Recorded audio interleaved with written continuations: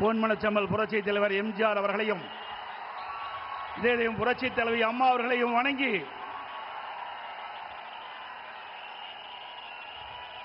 இந்த சிறப்பான தேர்தல் பிரச்சார கூட்ட நிகழ்ச்சியிலே கலந்து கொண்டு அற்புதமான உரையாற்ற அமர்ந்திருக்கின்ற மதிப்புக்கும் மரியாதைக்கும் உரிய மாண்புமிகு பாரத பிரதமர் நரேந்திர மோடி அவர்களே,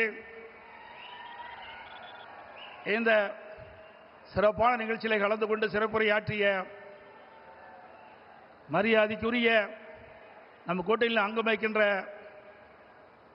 டாக்டர் அன்புமணி ராமதாஸ் அவர்களே, மரியாதைக்குரிய திரு டிடிவி தினகரன் அவர்களே, மரியாதைக்குரிய திரு வாசன் அவர்களே, மத்திய அமைச்சர் பெருமக்களே, பாரதிய ஜனதா கட்சியினுடைய தலைவர்களே, மேடையிலே வீட்டுகின்ற கூட்டணி கட்சியினுடைய தலைவர்களே, அனைத்து இந்திய அண்ணா திராவிட முன்னேற்ற கழகத்தினுடைய தலைமை கழக நிர்வாகிகளே, மாவட்ட கழக செயலாளர்களே, வாரியிலிருந்து சிறப்பித்துக் கொண்டிருக்கின்ற அனைத்து இந்திய அண்ணா திராவிட முன்னேற்ற கழகத்திலே பல்வேறு பொறுப்புகளை வைக்கின்ற நிர்வாகிகளே, கூட்டணி கட்சி சேர்ந்த நிர்வாகிகளே, தொண்டர்களே, கழக உடன்பிறப்புகளே, பெரியோர்களே, தாய்மார்களே, பத்திரிகையாளர் ஊடகங்களே, அனைவருக்கும் என்னுடைய முதற்கண் நன்றி கலந்த வணக்கம்.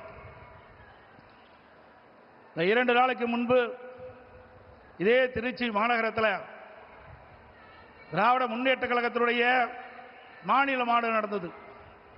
அந்த மாநாட்டில் நம்முடைய கூட்டணி பற்றி இன்றைய முதலமைச்சர் விமர்சனம் செய்தார். திரு ஸ்டாலின் அவர்களே, அனைத்து இந்திய அண்ணா திராவிட முன்னேற்ற கழகம் தேசிய ஜனநாயக கூட்டணி இணைந்து அற்புதமான கூட்டணியை தமிழகத்திலே அமைந்திருக்கின்றது. வலிமையான கூட்டணி, வெற்றி கூட்டணி நம்முடைய கூட்டணி. உங்களுடைய கூட்டணி பல்வேறு பிரச்சனைக்கு இடையிலும் பல்வேறு வார்த்தை போர்களுக்கு இடையில்தான் இப்பொழுது காங்கிரசும் திமுகவும் இன்றைக்கு கூட்டணி அமைந்திருக்கின்றன. கிட்டத்தட்ட 20 நாட்கள் திராவிட முன்னேற்ற கழகமும் காங்கிரசும் வார்த்தை போர். பத்திரிகையில் ஊடகத்தில் வருகின்ற செய்திகள், காங்கிரஸ் திராவிட முன்னேற்ற கழகத்தில் ஆட்சியிலே பங்கு கூடுதல் இட வேண்டும் என்று தினந்தோறும் அறிக்கை, பல்வேறு விமர்சனங்கள், அத்தனையும் தாண்டி கெஞ்சி காங்கிரசுக்கு அடிமையாகி காங்கிரசோடு கூட்டணி வைத்திருக்கிறீர்கள். ஆனால் அனைத்து இந்திய அண்ணா திராவிட முன்னேற்ற கழகம் தேசிய ஜனநாயக கூட்டணி இன்னைக்கு ஒரு அற்புதமான கூட்டணி. எங்கள் கூட்டணியிலே பரஸ்பர உணர்வோடு நாங்கள் இணைந்திருக்கின்றோம். வருகின்ற சட்டமன்ற பொதுத் தேர்தலில் எங்களுடைய கூட்டணி கட்சி தலைவர்கள், நிர்வாகிகள், தொண்டர்கள் எருமை போல தேனீக்களை போல சுறுசுறுப்பாக செயல்பட்டு மீண்டும் தமிழகத்திலே ஒரு அற்புதமான ஆட்சியை அமைப்போம். திரு ஸ்டாலின் அவர்களே, நீங்கள் எத்தனை முறை எங்கே கூட்டம் போட்டாலும் நாட்டு மக்கள் உங்களை நம்ப போவதில்லை. கடந்த 2021ஆம் ஆண்டு திராவிட முன்னேற்ற கழகத்தின் சார்பாக சுமார் 525 அறிவிப்புகள் வெளியிட்டீர்கள். 525 அறிவிப்புகளில் 1/4 அறிவிப்பு கூட இதுவரை நிறைவேற்றப்படவில்லை. அத்தனையும் போய் கவர்ச்சிகரமாக பேசி கவர்ச்சிகரமாக அறிக்கை விட்டு அந்த தேர்தல் அறிவிப்பை இதுவரை நடைமுறைப்படுத்தாத அரசாங்கம் திமுக கட்சி உங்களை அடையாளம் கண்டுகொண்டு விட்டார்கள்.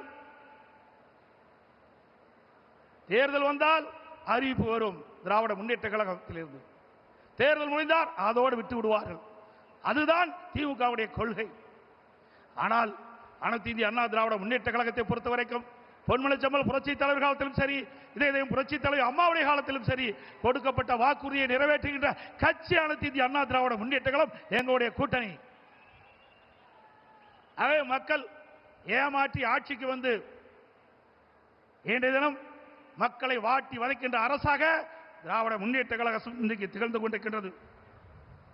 எனக்கு முன்னாலே பேசிகள் சொன்னதை போல தமிழ்நாட்டுக்கும் என்டிஏவுக்கும் தான் போட்டி என்று சொல்கிறார். பாவம், மறந்து போய்விட்டார். அடிக்கடி மறதி திரு ஸ்டாலினுக்கு. திரு ஸ்டாலின் அவர்களே, நடக்க போவது தமிழ்நாடு சட்டமன்ற பொது தேர்தல். தமிழகத்தில் யார் ஆட்சிக்கு வர வேண்டும், யார் ஆட்சிக்கு வரக்கூடாது என்று மக்கள் முடிவு செய்கிற தேர்தல் இந்த தேர்தல். ஆகவே மக்கள் முடிவு செய்து விட்டார்கள்.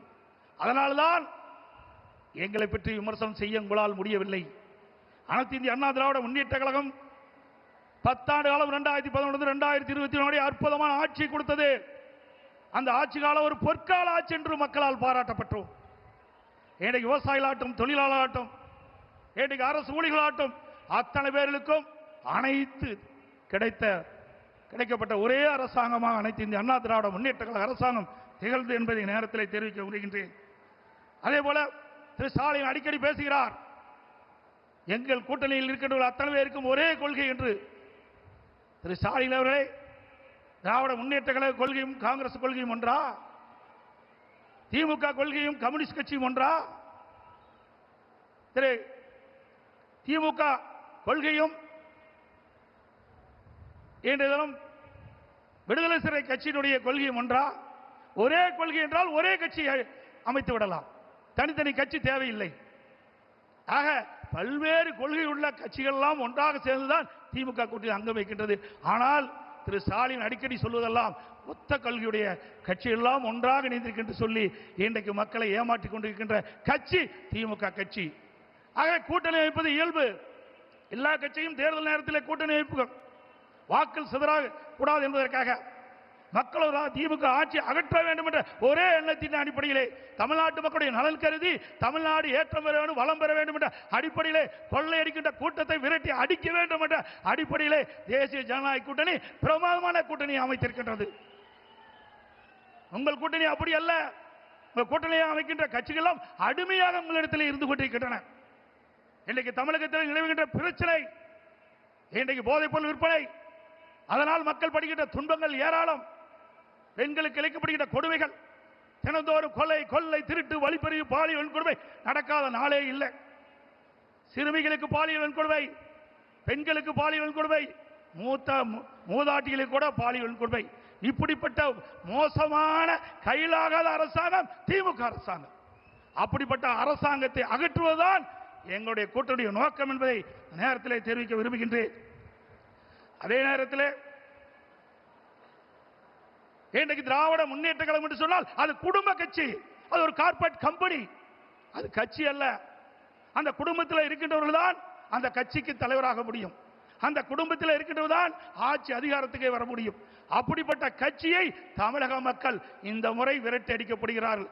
இந்த தேர்தலோடு திரு கருணாநிதி குடும்பத்திற்கு இறுதி கட்ட தேர்தல் மக்கள் முடிவு செய்து விட்டார்கள். தமிழகம் முழுவதும் ஒரே குரல், திமுக ஆட்சி அகற்றப்படுகின்ற ஒரே குரல் இன்னைக்கு ஒலித்துக் கொண்டிருக்கிறது. ஆக இப்படிப்பட்ட ஆட்சி தமிழகத்திலே அகற்றப்பட வேண்டும் என்று மக்களுடைய எண்ணம், அந்த எண்ணத்தை நிறைவேற்றுவதுதான் எங்களுடைய கூட்டணியுடைய நோக்கம் என்பதை இந்த நேரத்தில் தெரிவித்து, அனைத்து இந்திய அண்ணா திராவிட முன்னேற்ற கழகத்திலே பல்வேறு திட்டங்களை இங்கே நிறைவேற்றி கொடுத்திருக்கின்றோம். இந்த டெல்டா மாவட்டம் பொன் விளைகின்ற பூமி, அப்படிப்பட்ட விளை நிலங்களை திரு ஸ்டாலின் அவர்கள் துணை முதலமைச்சர் இருந்த காலகட்டத்திலே விவசாய நிலங்களை அபகரிக்கின்ற விதமாக மீத்தேன் ஹைட்ரோ கார்பன் திட்டத்திற்கு அந்த புரிந்துணர்வு ஒப்பந்தம் போட்டது திரு ஸ்டாலின் முன்னிலையிலே. விவசாயிகள் பாதிக்கப்படக்கூடாது என்பதற்காக அம்மாவுடைய அரசாங்கம் விவசாயிய கோரிக்கை ஏற்று மத்திய அரசோடு தொடர்பு கொண்டு அந்த விளைநிலங்களை பாதுகாக்கின்ற விதமாக பாதுகாக்கப்பட்ட வேளாண் மண்டலத்தை கொண்டு வந்து விவசாயிகளை பாதுகாத்த அரசாங்கம் அண்ணா திமுக அரசாங்கம். அதோடு குடிமராமத்து திட்டத்தை கொண்டது, ஏரி குளம் குட்டைகள் எல்லாம் அனைத்தும் சீர்வு செய்யப்பட்டு பெய்கின்ற மழைநீர் முழுவதும் சேமித்து வைத்தோம். அங்கங்கே தடுப்பணைகள் கட்டப்பட்டோம். ஆதனூர், குமாரமங்கலம், நஞ்சை புகழிலே தடுப்பணை கட்டப்பட்டது, முக்கம்பிலே தடுப்பணை கட்டப்பட்டது. அதே போல காவிரி குண்டாறு அற்புதமான திட்டம், வறண்ட பகுதியில் இருக்கின்ற நிலங்கள் எல்லாம் செழிப்பாக வளமாக இருக்க என்பதற்காக, அந்த பகுதியில் நிலத்தடி நீர் உயர வேண்டும் என்பதற்காக காவிரி குண்டாறு திட்டத்தை கொண்டு வந்தோம். அந்த திட்டத்தையும் முடக்கிய அரசாங்கம் தான் விடியா திமுக அரசு. அதோடு பாரத பிரதமர் அவரிடத்திலே, மரியாதைக்குரிய நரேந்திர மோடி அவரிடத்திலே நான் முதலமைச்சராக இருந்த பொழுது ஒரு திட்டத்தை நிறைவேற்ற வேண்டும் என்று அவரிடத்திலே கோரிக்கை வைத்து அவரும் ஏற்றுக்கொண்டார். அதற்கு நடந்தாய் வாழி காவிரி திட்டம் என்ற அற்புதமான திட்டம். மேட்டூர் அணையிலிருந்து வெளியேறுகின்ற நீர் கடலிலே கலக்கின்ற வரை அந்த நதியின் கரை ஓரமாக இருக்கின்ற கழிவு நீர் அந்த நதியிலே கலந்து மாசுபடுகின்றது. அந்த நீரை சுத்தமான நீராக மக்கள் பருக வேண்டும், விவசாயத்துக்கு சுத்தமான நீராக பாய்ச்ச வேண்டும் என்ற அடிப்படையிலே அவரிடத்தில் கோரிக்கை வைத்தேன். அவரும் ஏற்றுக்கொண்டு அன்றைய தினம் 2 அவைகள் கூட்டுக்குழு கூட்டத்திலே மேதகு குடியரசுத் தலைவர் உரையிலே இடம்பெறச் செய்து 2024ஆம் ஆண்டு அதற்கு வடிவம் கொடுத்தார் பாரத பிரதமர் அவர்கள். அவருக்கு நன்றியை இந்த நேரத்தில் தெரிவித்துக் கொள்கிறேன். சுமார் 11,250 கோடி நடந்தாய்வாளி காவிரி திட்டத்திற்கு மத்திய அரசு அனுமதி கொடுத்தது 2024ஆம் ஆண்டு கொள்கை விளக்க குறிப்பிலே இடம்பெற்றிருக்கிறது தமிழ்நாடு அரசில். ஆனால் இதுவரை அதை நிறைவேற்றப்படவில்லை. அது அனைத்து இந்திய அண்ணா திராவிட முன்னேற்ற கழக ஆட்சியிலே கொண்டு வரப்பட்ட திட்டம், மத்திய அரசு அனுமதிக்கப்பட்ட திட்டம் என்ற ஒரே காரணத்திற்காக இன்று தினம் முடக்கி வைத்திருக்கின்றார்கள்.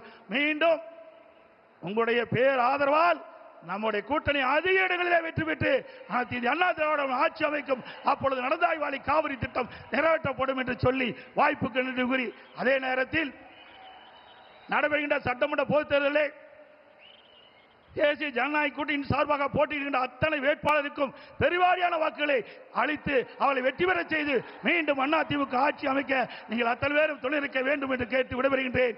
நன்றி, வணக்கம்.